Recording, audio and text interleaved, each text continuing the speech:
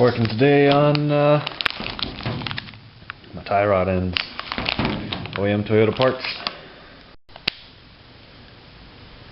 And my work light's not working. So it's a broken light actually. But it's okay, I got my super bright 500 watt halogen work light, which is probably even better than that little work light I have. At least for this job. I mean, this is obviously less portable. But for working underneath here, it'll work just fine. In fact, just great. Now I got the truck up on stands. Probably should have moved the stands back here, but whatever. It's safe. So today, I'm going to be replacing these inner tie rods. They, I'll show you when I get them off. The outside ones are fine. Got two nuts there. Now I just need to use this puller on the tie rod ends themselves.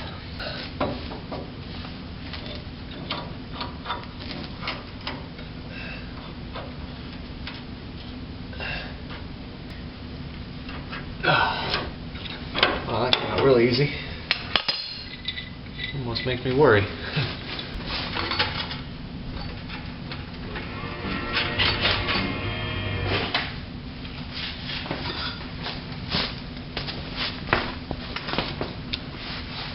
Yeah, I should have plenty of room now.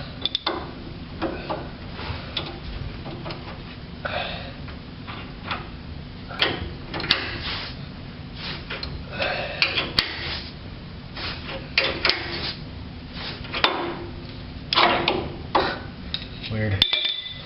Alrighty. Sweet. Well, there's just not enough room to get this out when the wheel is turned to the outside, and it's the same thing on the other side. Imagine if I did, then there's still not enough room, even when it's turned all the way to lock on this side. So I think what I need to do is disconnect the outside tie rod end. That way I can swing this whole assembly down and get some room. So I guess that's what I'll do, and I'll just put it back together when I'm done. So that was the trick.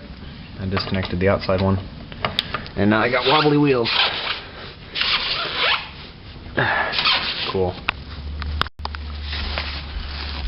So there's the tie rod assembly there. You can actually order this whole assembly from Toyota, but my outer Moog ones were they looked okay, so I figured I'd leave them. I mean, I got a lifetime alignment at Firestone, so it doesn't cost me anything to get it aligned anymore. It's a $200 one-time purchase, and I've already done it twice, so pretty much paid for itself. Now, it is important that you get an alignment after you replace the tie rods, because there's no precise amount of measurement that you could possibly do to put this back to where it was and get it right. So you have to get it aligned, because I mean, even an eighth of a turn of this assembly here will affect your toe alignment. So it's important to get in alignment once you replace the tie rods. I got two of them out. Now, to avoid confusion, look at my wheels. Yeah, anyway, to avoid confusion, I'm going to leave that one right where it is, and I'm going to take this one to the workbench. That way I don't mix them up. I'm hoping this all comes apart easily.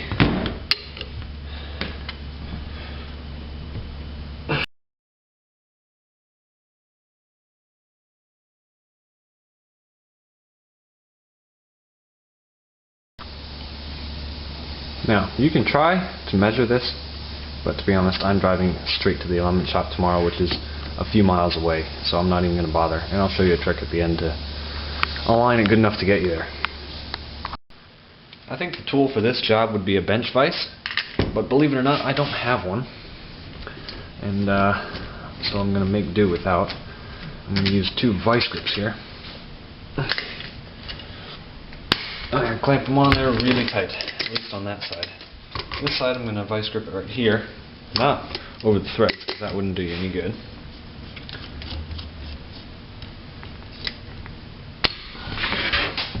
Oh yeah, look at that. They come right apart.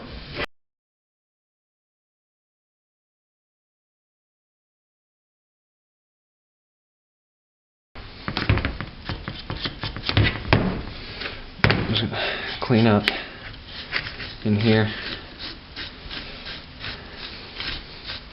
I mean, these threads are pretty coarse thread, so it's not imperative that you get them perfectly clean, but I'm gonna do what I can. Don't forget to slide this onto the new one before you put it on the assembly. So here's the Toyota and the Moog one side by side, and I mean, they look pretty similar, about the same thickness and everything.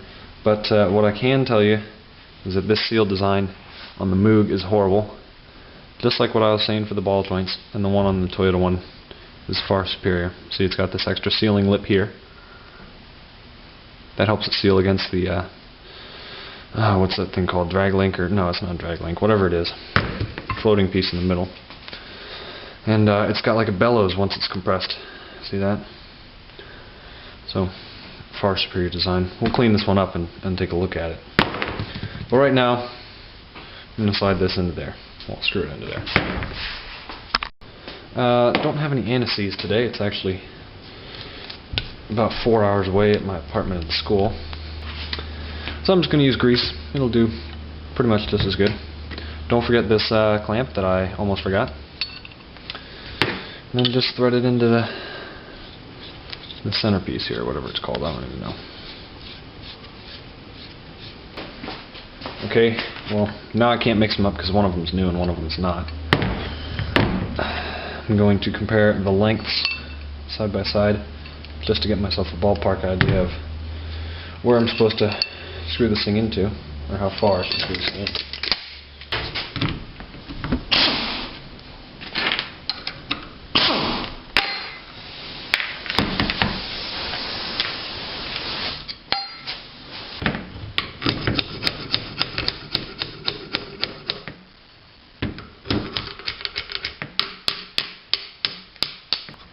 Alright, so I fiddled around with this one and finally got the spacing to about where I think is close enough to put it on the car.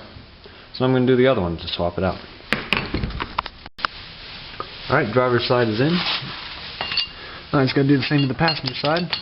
It's pretty simple though. You just stick it right under there and get my new castle nut, thread it onto there finger tight. So the bag comes with the new castle nut and new cotter pin. Ooh. There we go. Let's get these pieces of grass out of there. Now I just gotta swing the tire into position so I can stick that one or that tie rod end in. Just lift this up and swing the tire into position after I wipe this off.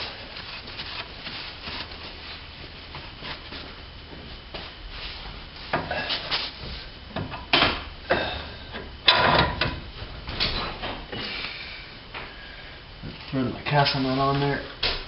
Hope you guys can see this. Now you only ever tighten these to line up the hole for the cotter pin. You never ever loosen them. I know I've said it before, but I'll say it again for new viewers and for the people that don't listen. Ah, shit, hold on.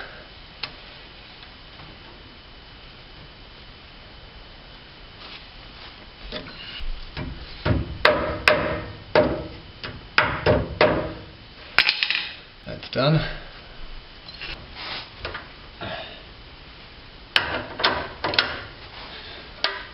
There we go. And a nice new cotter pin. Alrighty.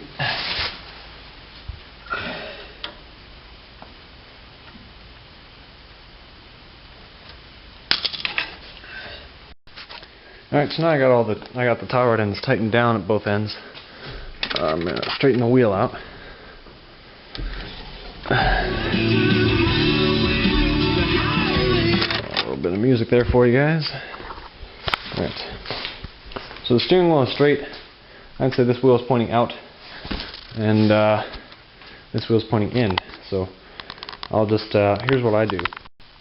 Just to get me to the shop, what I do is I line my sight up so that the edges of the tire are just perfectly aligned, and then I make sure that those edges also align with the back tire. and if I do that, it pretty much gets me to the shop. It's nowhere near, I mean, your eyesight can never get perfect enough to do this right. But you just line up the two edges of the tire, like with the back tire. No, I mean, basically, if you were to lay a perfectly straight board across, just touching this face of the tire and the back face of the tire, and line it up with the back of the tire. Now, this only works also if the front and rear tracks are the same, and they're not on these cars. So it's not perfect, but it'll get you to the shop. Alright, so here's what we got. Pretty much the tire lines up perfectly with the back tire there. This one does the same thing. And the steering wheel is as close as I can get it to perfectly in the middle.